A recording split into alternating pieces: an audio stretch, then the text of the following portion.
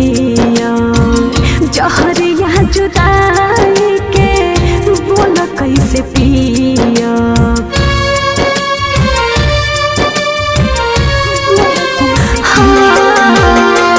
तोहरा बिना ये जान कैसे के जिया जहरिया जुदाई के बोल कैसे पिया। इतने बता दो तू खता काहे भइला तू हमसे खफा हो। हम नइखी बेवफा हम नइखी बेवफा हम नइखी बेवफा हम नइखी बेवफा।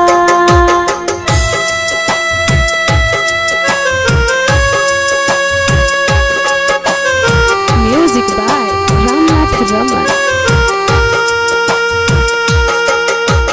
Presents by Saurabh Music.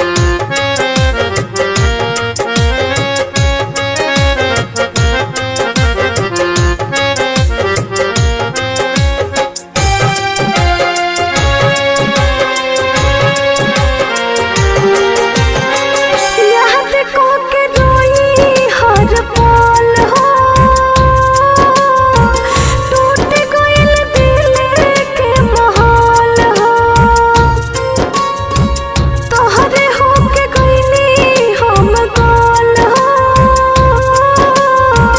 हमरा से कइलो काहे छल हो।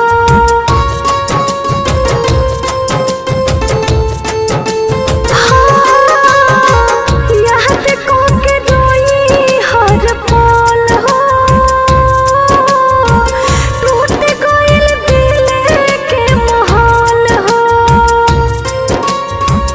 कइले मोहब्बत रहनी तोहरा से याद हो तब काहे छीन लिहला दिलवा से प्यार हो।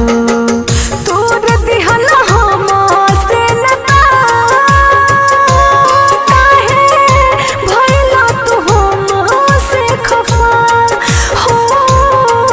हम नइखी बेवफा हम नइखी बेवफा हम नइखी बेवफा हम नइखी बेवफा।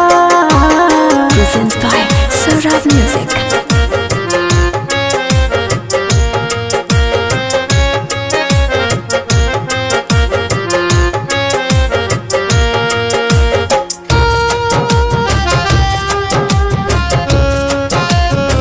चहल रहन तोहके दिलो जान से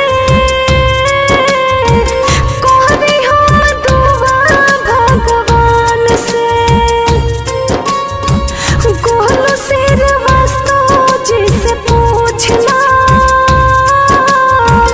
कहतनी सचा हो ईमान से।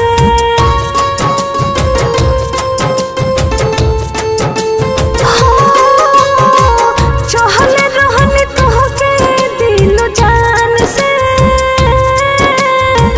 कहरी हम दुआ भगवान से।